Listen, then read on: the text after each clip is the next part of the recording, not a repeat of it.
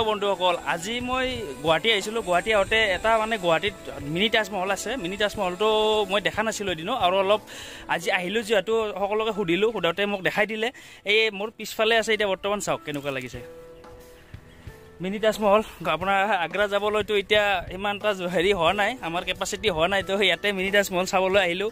আৰু ইয়াতে মানুহ কোনো আহিব দিয়া নাই, এনেকুৱা ক'ভিড প্ৰট'কলৰ কাৰণে কোনো মানুহ নাই, দৰ্জা বন্ধ আছে। এতিয়া বাহিৰৰ পৰা যি চাই বাহিৰৰ পৰা চাব লাগিব, আৰু নেক্সট টাইম কেতিয়াবা আহিলে আপোনালোক ভালকৈ ভিতৰত গৈ দেখুৱাম। আৰু এতিয়া চাওক, এয়া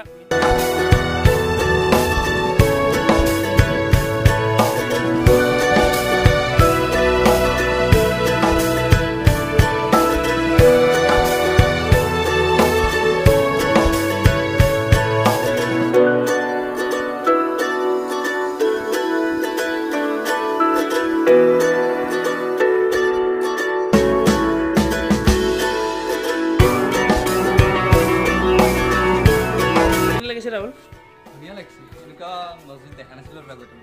মছজিদ নহয়, দৰগাহ হয়। দৰগাহ হয়, দৰগাহ নেকি?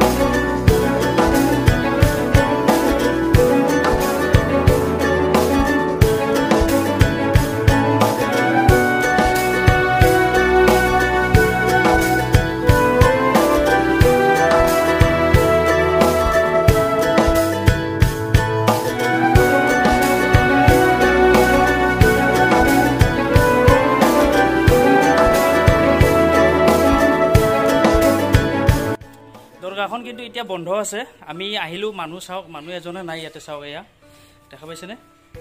সৰু ল'ৰা ছোৱালীবিলাকে খেলা ধূলা কৰি আছে, আৰু লগত গেট বন্ধ আছে। আমি গেটৰ ছাইডেৰে কিবাকৈ সোমাইছোঁ কৈ গাই মেলি।